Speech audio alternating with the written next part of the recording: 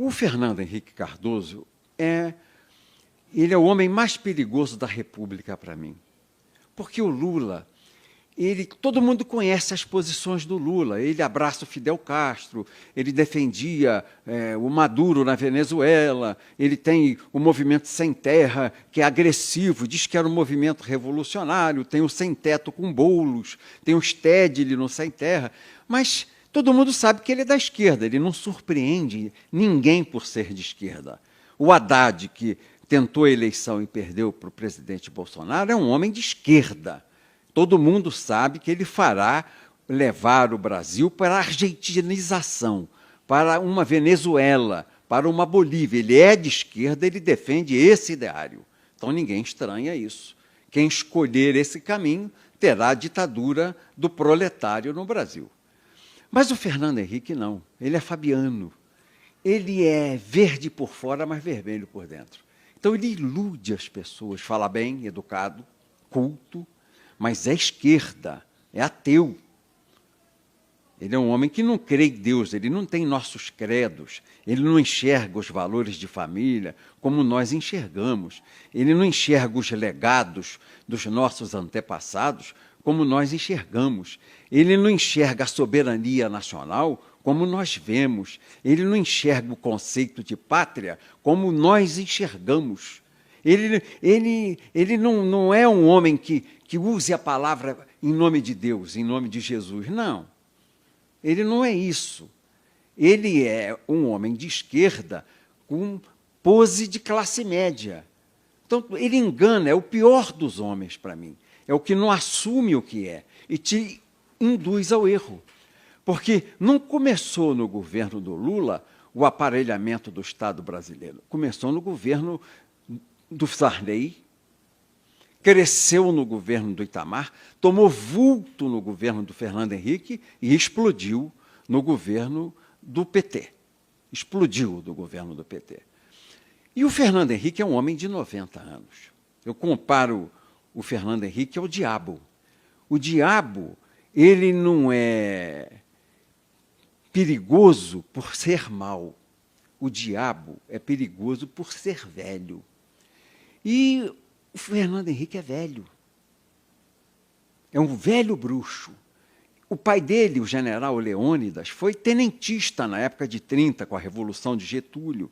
Então, ele viu a ascensão dos tenentes com Getúlio, a Revolução de 30, pondo fim à política do café com leite. Ele viu, no pós-guerra, na redemocratização do mundo, a deposição de Getúlio Vargas, na redemocratização do mundo, pondo fim a todos os regimes de ditadura que havia na América Latina e no mundo. Ele viu a posse de Getúlio em 1952, depois Getúlio suicidar em 54, ele viu a Revolução de 64, não é? Ele viu aquela crise do primeiro-ministro de João Goulart, que era Tancredo Neves, ele viu isso tudo, ele vivenciou tudo isso, ele viu a anistia, ele viveu a anistia comigo no Congresso Nacional. Eu me lembro do Fernando Henrique no Congresso Nacional, nós votamos a anistia ampla, geral e restrita, recebemos toda a esquerda, o Fernando Henrique ali.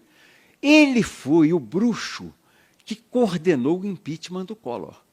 Toda a inteligência de juntar partido, de demolir a imagem do governo na imprensa, de transformar fake news, naquela época não tinha esse nome, mas notícia que parecia verdade, a verossimilhança, virava verdade de noite nos jornais de televisão. Botar cara pintada na rua, encher o Vale do Anhangabaú, com milhões de jovens gritando fora corrupto, fora Collor, por causa de um Fiat Elba. Quer dizer, a coisa tinha uma dimensão que não era da culpa do presidente naquela época, tanto que o Collor sofreu impeachment no Congresso Nacional e foi absolvido de 10-1 no Supremo Tribunal Federal. O que eu dizia na defesa do Collor, porque eu participei da CPI, defendendo o Collor contra o Fernando Henrique. Eu dizia, não tem prova, essa prova é falsa, essa prova inexiste, não é verdadeira essa prova. Isso aí é um fax que chegou agora, porque naquela época não tinha computador, era fax. Isso chegou agora do banco, nós nem conferimos. E de noite era uma verdade irrecorrível nos jornais de televisão. Então foi uma demolição da imagem do Fernando Collor. E ele contribuiu, porque quando ele sequestrou a poupança da classe média, que era a estrutura de apoio popular que ele tinha, ele perdeu tudo e ficou sozinho. Ele tinha o PRN. PRN tinha 12 deputados. Não era nada, não tinha ninguém para defendê-lo, a verdade se diga. Eu fiquei sozinho ao lado dele, porque me apaixonei pela tese de direito e advoguei até o final, dentro do Código de Processo Penal, do Código Penal, do direito constitucional, a defesa do presidente Collor. Fernando Henrique foi o mago conspirador. Ele fez urdiu, trouxe para a conspiração o vice, que foi o Itamar Franco. Se o vice não conspirar, não tem impeachment.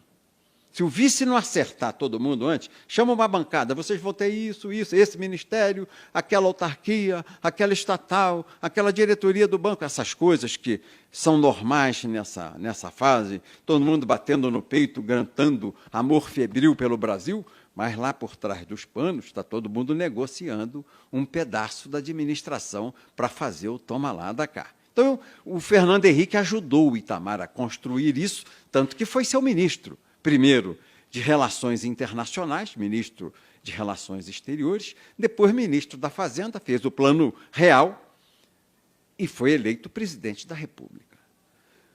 Depois eu participei, aí eu já participei ao lado do Fernando Henrique, da construção do impeachment da Dilma. O PTB participou do impeachment para tirar a Dilma do poder. O líder do PTB, o Jovair, naquela época, fez o relatório do impeachment da presidente Dilma. Então, eu participei como presidente do PTB, ajudei, inclusive, a escrever páginas do impeachment que levou a presidente Dilma a ser afastada do poder. Quem coordenou tudo? Fernando Henrique. Trouxe para dentro, para articular o impeachment, o vice, que era o Temer. Sem vice, não tem impeachment. Entendeu? E o Temer foi para o impeachment. Então é isso, por isso que eu digo que o Fernando Henrique é o mago do mal, é o mago da maldade.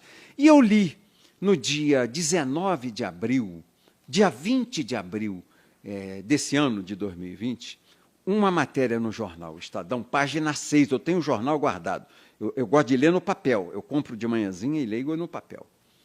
O Fernando Henrique dizendo que o presidente Bolsonaro perdera as condições de governo, que nós já vivíamos um parlamentarismo branco e um governo compartilhado. Aí acendeu na minha cabeça e falei, opa, o bruxo está armando, está misturando, está mexendo o caldeirão da magia do demônio, está fazendo a mágica do impeachment. Governam o Brasil. O presidente da Câmara, Rodrigo Maia, ele, Fernando Henrique, dizendo, aspas, Fernando Henrique, governa o Brasil. Rodrigo Maia, Alcolumbre no Senado, e os ministros do Supremo Tribunal Federal. Há um governo compartilhado. Todas as condições de impeachment se dão. Nós temos uma crise sanitária, com uma crise financeira e econômica, por desemprego, fechamento de empresas, só falta o povo na rua. Eu falei, o Fernando Henrique está montando o impeachment do presidente Jair Bolsonaro. Aí, acabei de ler os jornais, pego eu a revista Veja. Nesse mesmo fim de semana, véspera do dia 21, dia de Tiradentes. Fui ler a Veja, páginas amarelas, Rodrigo Maia.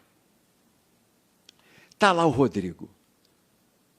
Primeiro-ministro, em página amarela, o jornalista da Veja chamava o Rodrigo de primeiro-ministro. E ele, todo vaidoso, primeiro-ministro. O senhor lá na Câmara já é conhecido como primeiro-ministro. O presidente não tem mais agenda legislativa. Quem faz a pauta, quem faz a agenda legislativa é o senhor. Ele não manda nada lá na agenda, nem no Senado, nem na Câmara. O senhor que coordena, o senhor é o primeiro-ministro da República. E ele começou a ser entrevistado, ele não desmentiu. Porque o que faria um presidente da Câmara sério? Repilo. Eu não sou o primeiro-ministro, sou o presidente da Câmara. E o Rodrigo Maia se deixou chamar de primeiro-ministro, todo pimpão, todo vaidoso, todo gabola. Eu estou lendo aquilo, aí tem uma frase dele que eu vi que era desconstrutiva ao governo. Saiu em negrito, a página amarela da Veja, ela dá assim, umas frases em negrito, tem a entrevista em caixa baixa, e aí saem uns leads assim em negrito. Tinha o primeiro negrito. O ministro Paulo Guedes não é um homem sério. Que eu parei, olhei aquilo, falei, está armado o jogo.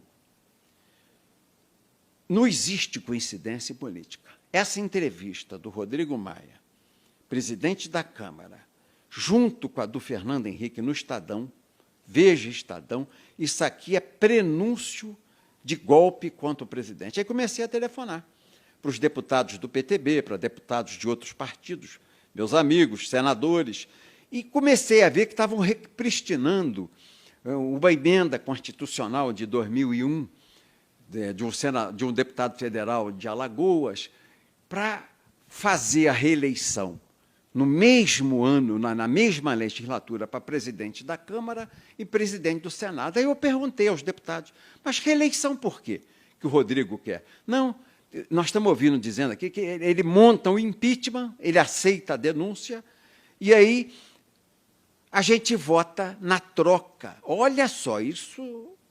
Na troca, a gente vota a reeleição para o mesmo período dentro da mesma legislatura. Então, ele vai dar a cabeça do presidente e vem aí a condição de se alterar a Constituição para permitir, dentro da mesma legislatura, que ele seja de novo conduzido à presidência. É esse o jogo. Aí eu abri o bocão deste tamanho. Foi quando eu dei a entrevista a um jornalista investigativo, Oswaldo Eustáquio. E, durante a entrevista que eu dei, o presidente Bolsonaro, alertado, passou a assistir a entrevista, porque o Bolsonaro não tem malícia. É engraçado no Bolsonaro que ele não tem essa malícia política de ver esse tipo de construção conspiratória. Ele não tem essa coisa dolosa do Fernando Henrique, essa coisa dolosa que o Rodrigo Maia já tem, apesar de ser jovem, mas tem o pai na política, foi político muito tempo, o pai prefeito do Rio, então já tem aquele dolo, aquela maldade política. O Bolsonaro sempre foi um artilheiro, sempre foi um combatente de frente, nunca um articulador de fazer o mal, um Temer, que vai mexer um peão no tabuleiro, pensa qual é a atitude, qual é a consequência, o que vai acontecer na 5ª julgada, na 6ª julgada, na 10ª julgada, já mede na frente. O presidente Bolsonaro é rompedor, ele é franco, ele é sincero, ele é honesto na maneira de ser e é honesto na maneira de agir. Então, ele ligou a televisão, foi ver, aí ele entendeu a armação. Ele percebeu que estavam conspirando contra ele. Nós conseguimos abortar o impeachment no Congresso, na Câmara, esses 35 pedidos que há. Nós conseguimos abortar, porque nós matamos a tese da reeleição e perdeu força o Rodrigo Maia como primeiro-ministro, que ele nunca foi, voltou a ser o presidente da Câmara, ele perdeu força para aprovar uma emenda de reeleição para ele ser presidente por mais 2 anos, ou o Alcolumbre mais 2 anos de presidente. Perdeu força. Aí eu começo a perceber que o braço vai para o Supremo.